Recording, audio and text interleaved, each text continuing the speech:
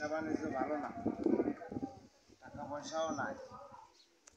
আর প্রধানমন্ত্রী শেখ হাসিনা নানক সাহেবরে পাঠাইছে, মিলগুলো চালু করার ব্যবস্থা করতেছে। ইনশাল্লাহ মিল চালু হলে ওখানে ঢুকে যাব। আর এই আমাদের মিল 26টা যদি চালু হয়, ওই যে বিএনপির মঈন খান বলে ভোট কেন্দ্রে মানুষকে যাইতে না, ভোট ঘুরতে পারবে না। সব মিলের মানুষ যখন আসে দাঁড়াবে উপস্থিত হবে, ভোট ঘুরতে পারবে না। ওনাদের কথা কেউ তো শুনবে না। ওই যে মাত্র যে কয়টা লোক গেছে তারা কাছে কিনারে ছিল, যারা ছত্রসঙ্গ হয়ে ভঙ্গ হয়ে গেছে, চাকরি নাই, ওই জন্য ভোট কম হয়েছে। ঠিক আছে, আশাবাদী আমরা মিলগুলি চালু করুক, ইনশাল্লাহ আমরা তাহলে খায়ে পরে বাঁচতে পারবো। বাজারের অবস্থা খুবই খারাপ, ভালো না। হ্যাঁ, যা আছে তা আসলে ওই দেশের সারা বিশ্বের পরিস্থিতির অবস্থা হয়তো ভালো না, এই জন্য বাজার দর উদ্যোগ, কিন্তু এটা তো সাধারণ মানুষ, সাধারণ আমরা বুঝি না। বুঝি যে বাজার দাম বাড়ছে, মূল্য ঠিক না, কিন্তু বিশ্বের অবস্থাই ভালো না। আরও কী হয় আল্লাহ জানে। তারপরে তো আমাদের দেশ ভালো আছে, আল্লাহ রহমতে অনেক কিছু আমরা পাইতেছি হাতের নাগালে। অনেক দেশে টাকা আছে, পণ্য নাই। যাক, আল্লাহ আল্লাহ করে আমাদের নেত্রী শেখ হাসিনার আল্লাহ বাঁচায় রাখবে। আয়োজন আল্লাহর কাছে কামনা করি।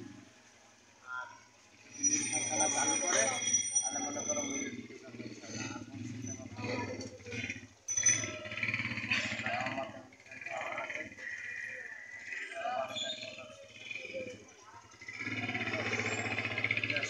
সারা বিশ্বে আসলে কোথায় কোন পর্যায়ে যাবে, কখন কি জানি না।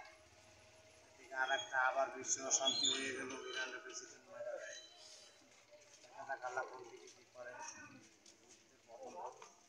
উল্লাস করতেছে, এনে আমরা মুসলমান আমাদের দেশ নেত্রী দেশের রত্ন, উনিও শোকবার্তা পাঠাইছেন, দুঃখ প্রকাশ করছেন। আসলে দুঃখ আমরা এ ব্যাপারে মর্মান্তিক এই ধরনের জিনিস কাম্য না। আল্লাহ ভালো জানেন কোন জায়গায় কোন পরিস্থিতি চায়।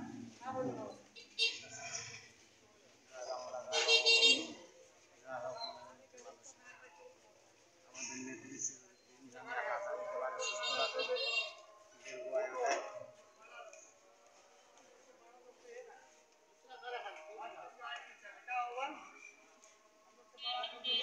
আমাদের মন পাইলে তো আবার মিলে একটু ব্যবসা বাণিজ্য চাঙ্গা করতে পারতাম। এনজিও দিয়ে লোন আনছি, সে টাকা প্রায় 3.5 লাখ টাকা দিলাম। উপায় নাই চলার, আর নিজেও রোগী, চিকিৎসা করার মতো টাকা নেই। কি হয়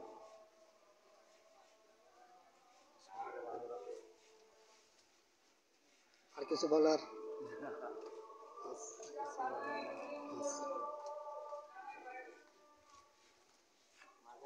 কি করছে জানো, দলীয়ভাবে সাহায্য চাইছিলেন, ওইটা তো ডিসি সাহেবের ওই জায়গায় 1 লাখের উপরে টাকা, উনি মিথ্যা কথা বলছেন। তারপর ওনাদের 1300 টাকা পাঠাও ফোনে ফ্লাক্সি করে নগদে, পরে দেখি সে সিটারের নাম্বার কতক্ষণ পরে 2 ঘন্টা পরে বন্ধ। প্রতারণা এইভাবে চলতেছে। যারা একটু অসহায় ওদেরকে বাইরে বসে।